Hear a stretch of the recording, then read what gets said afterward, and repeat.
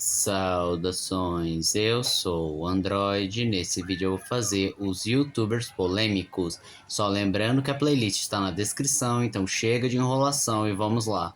RK Play. Ele se envolveu em várias polêmicas, como por exemplo, ser acusado de ser um ladrão de conteúdo, como certa vez ele pegou uma gameplay de God of War e ficou tão na cara que ele havia roubado conteúdo, visto que ele nem tirou a marca d'água do canal, e quando o próprio canal foi reclamar, ele processou o original como se ele fosse o detentor dos direitos, ou também o fato de ele ser um vitimista que sempre fica, ai meu Deus, desculpa, eu juro que vou mudar, sendo que a maioria das críticas era feita de um modo educado e calmo, mas ele tratava como se fosse o fim do mundo. Também acabaram revelando que ele fazia perfis fakes, não só para atacar aqueles que criticavam ele, como também para fazer falsos exposes do tipo, estou sendo atacado, estão fazendo doxing com as minhas informações pessoais.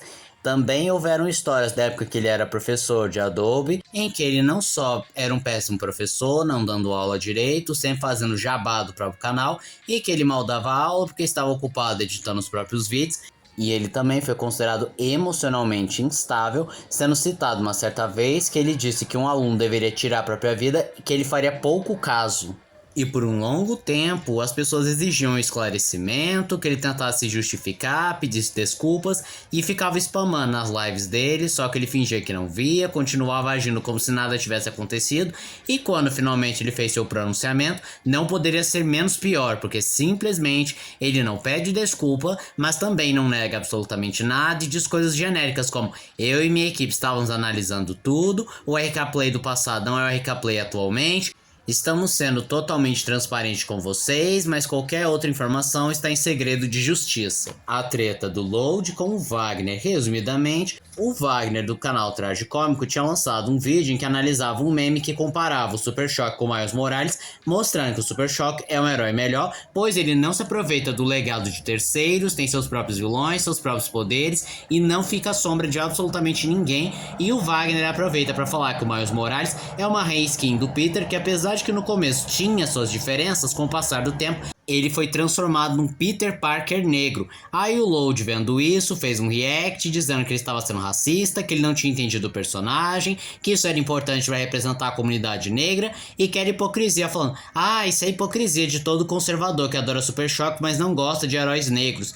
Aí o Wagner fez um vídeo refutando cada ponto do mesmo, e ainda frisando que Super Choque, se passasse hoje em dia, seria tratado como um desenho conservador, porque ele tinha vários episódios e mensagens que não conversam com a galera bem mais à esquerda. Cellbit contra a Globo. Resumidamente, um dos programas do Globo Esporte tocaram uma música do Ordem Paranormal. Quando o Cellbit ficou sabendo, ele processou a Globo e ele se justificou, dizendo que estava no seu direito, porque as emissoras têm que parar de tratar youtuber como terra de ninguém ou que ninguém se importa, que eles têm dinheiro para poder arcar com o custo do processo, pois é a maior emissora do país, e ainda aponta que se fosse o contrário, a Globo derrubaria o canal dele. Richard Abelha e Luiz Guimê. Tudo começou com um vídeo do Luiz Guimê revelando que ele e o Abelha eram amigos de longa data e ambos começaram a subir no YouTube até que o Abelha começou a crescer bem mais que ele e com o passar do tempo passou a abandonar o próprio amigo, inclusive roubou um vídeo dele que ele tinha recusado fazer e ele queria que o Abelha apenas fizesse um vídeo dizendo que eles não são mais amigos, porque ele recebia várias mensagens dizendo cadê o Abelha, cadê o Abelha, cadê o Abelha? E já que o Richard tem bem mais alcance do que o próprio Luiz, ele poderia fazer essa mensagem, só que ele se recusou e fez pouco caso, e depois de muito tempo de silêncio achando que o Abelha era uma pessoa ruim, o próprio Richard fez um vídeo explicando que na realidade o Luiz, que era uma pessoa ruim, tóxica, um péssimo amigo que não aceitava que o Richard estava crescendo bem mais que ele, o que fez a opinião de todos mudar em relação ao caso. Aí o Luiz Guimê gravou um vídeo atacando os canais de opinião, colocando o Digo como Hitler na thumb, só que o Digo disse que ia processar ele porque isso era crime, mas então depois de mudar a thumb, ele continuou com seu vídeo completamente alterado, surtado, e que inclusive ele chega a chutar e respeitar a bandeira nacional, e isso é crime, só deixando bem claro. E após essa péssima recepção, ele foi explicar, se desculpando, mas sem pedir desculpa, dizendo que na realidade, alegando que a comunidade de opinião é como o Bigodinho, que apenas impõe a sua opinião e não abre espaço para o debate.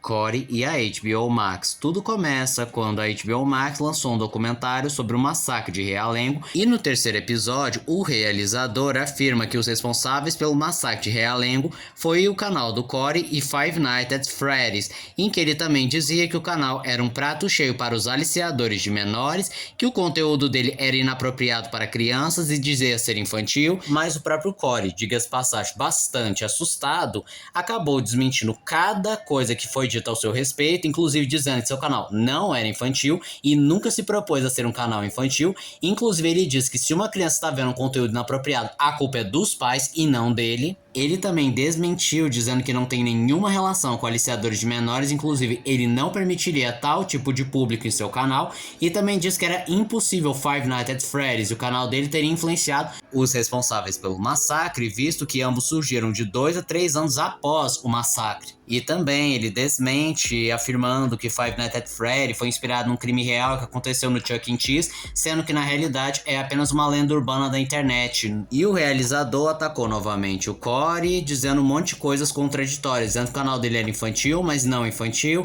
que ele era relevante e irrelevante, que era pra ele parar de ser vitimista, que ele podia parar de tomar remédio e que se ele se matasse não era problema dele, e ele fazia várias outras declarações, como dizer que os jogos de tiro foram inventados pelo exército para melhorar a mira dos soldados, ou que todos do YouTube são irrelevantes. Ou tentou jogar aquela história, ué, eu não mencionei você, se a carapuça serviu é porque incomodou, né? Sendo que no episódio aparece claramente um vídeo do Corey, dá pra ouvir a voz dele, dá pra saber que é o vídeo do mesmo, então sim, ele foi citado. E vale citar que recentemente essa série saiu do ar. Fanarts adultas do Cellbit. Teve uma época em que os fãs e fanboys do Ordem Paranormal fizeram mods, fanarts e chips com os personagens de Ordem Paranormal, e a maioria era not safe for work, inclusive alguns beiravam a pedofilia. Aí o próprio Cellbit afastou uma das moderadoras que deu RT nessas publicações e ainda removeu os mods e deu um puxão de orelha nas pessoas que não viam a gravidade nisso. Em retaliação, os fãs e outras pessoas decidiram fazer fanarts com as pessoas reais que participam do Ordem Paranormal e os personagens. Aí o Cellbit falou que não usaria as fanarts dos mesmos, não gostava de ter sua imagem associada a isso e muito menos os seus personagens. Aí o pessoal começou a reclamar, dizendo, como assim você não gosta das fanarts, como assim você não vai usar? E coisas do gênero, mas foi uma polêmica que não deu em nada e não saiu da bolha. Zen e Noah são dois personagens do GachaTube que resumidamente são um casal, e um dos vídeos mais populares era uma conversa entre os dois com um forte teor sexual e que terminava com um possível abuso sexual. Isso chamou a atenção de uma aposentada que estava com sua sobrinha, que teve contato com esse vídeo, e então pegaram eles para Cristo, para uma reportagem do PR no ar, que repetiu os clichês do perigo de deixar seus filhos livres com celular, com aplicativos que podem parecer inocentes, mas o mal mora logo ali. E provavelmente por denúncias em massa, o canal acabou derrubando, o que entristeceu a comunidade de gacha, especialmente do subgênero yaoi. Carl. Ele era um membro do grupo Pause lá no Roblox, que lhe teve interações negativas com uma fã no Twitter, que começou com Carl fazendo comentários considerados desrespeitosos sobre a receita de criadores de conteúdo durante a crise de anúncios do YouTube. Aí essa situação acabou escalando quando a fã Tiff mencionou que gastou $100 em uma camisa personalizada, e em apoio ao grupo, Carl respondeu com palavras cringe, gerando indignação na comunidade. Os paus decidiram pedir desculpa pela atitude do Carl, tentando dar suporte à fã, pedindo que o Tiff. A fã explicou que o Carl foi importante para ela em momentos difíceis, exigiu um pedido de desculpa direto dele, o que não aconteceu, que praticamente enterrou a carreira do mesmo, só que um tempo depois surgiu o rumor de que Carl estava voltando. A treta Haluka. Vamos tentar resumir essa treta. Tudo começa quando a Haluka fez um vídeo chamado Trolei um gado Red Pill, que no caso era o Jean L, em que vendia a ideia de que ele era inconveniente, a assediou No entanto, o próprio Jean lançou um vídeo dizendo que não era verdade, que a Cal estava alterada e que na verdade ela deu brecha pro Jean L e ele não estava sendo inconveniente. E a imagem da Haluca só piorou cada vez mais porque ela não conseguia se justificar, dava as desculpas mais estapafúrdias, se contradizia e as coisas foram escalando porque foram entrando outros amigos, outras pessoas. E aí também teve o caso da mãe do Mike Bala, que ela também tinha trollado só porque o Mike Bala fazia parte do Discord dela e aí tava sendo inconveniente nas palavras dela. E aí veio o putz do Digo, que deixou bem mais evidente essa treta e piorou ainda mais a imagem da própria Haluca. E aí foram surgindo outras vítimas da mesma, como o Blusão e o Tio Jin, que revelaram também serem vítimas da Haluca. E outras coisas bizarras foram surgindo, como o suposto stalker da Haluca, na realidade era um fã que a própria Haluca fez a caveira do mesmo, ou que ela tava falando mal do advogado, ou que ela se envolveu com conteúdo de CP, no caso, conteúdo pornográfico infantil, ou que ela tinha fingido um suicídio apenas para que as pessoas comprassem o lado dela, e as coisas conseguiram escalar ainda mais quando o Yanni, que era um TikToker, decidiu comprar a briga e atacando o Jean, dizendo que ele era manipulador, que estava ofendendo a Haluca e que ia lançar um vídeo desmascarando não só o Jean como o Digo, e no final apenas eram vídeos que eram um monte de lero-lero, que não justificava absolutamente nada e gerou mais meme do que foi levado a sério. O próprio Digo mais uma vez trouxe um putz e acabou revelando mais coisas bizarras, como por exemplo,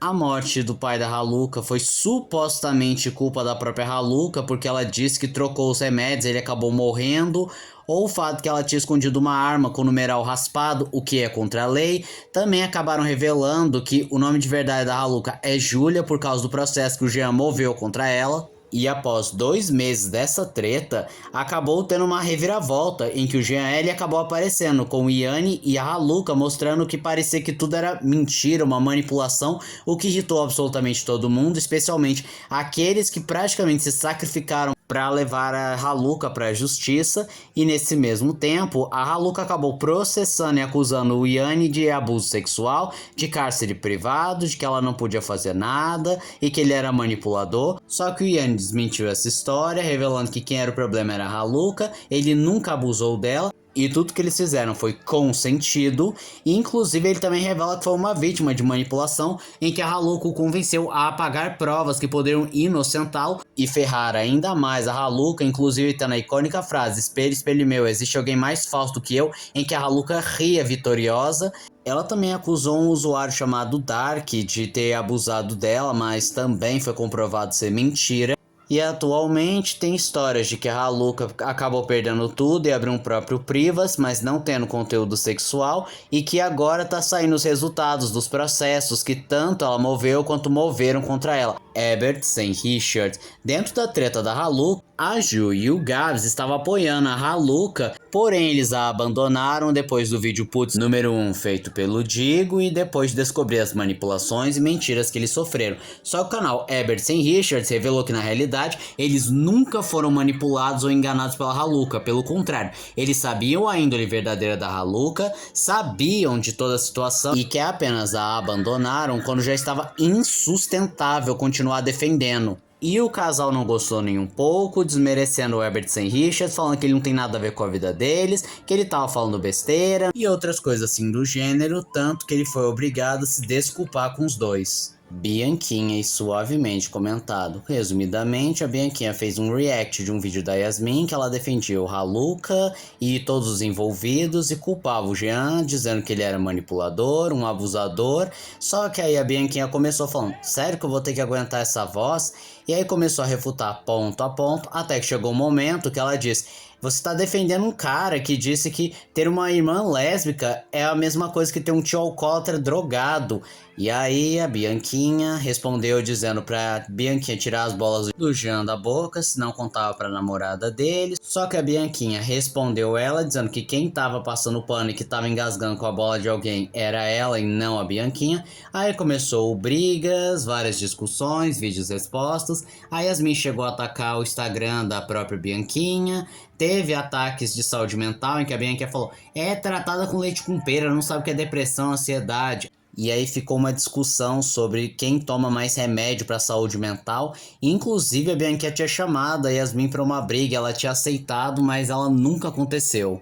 E esse foi o vídeo de hoje. Se você gostou do vídeo, se inscreve no canal, compartilhe o vídeo, comente, dê seu like também. Não esqueçam de ativar as notificações, deixe o like caso gostem dos meus vídeos. Então eu sou o Androidigo, tchau!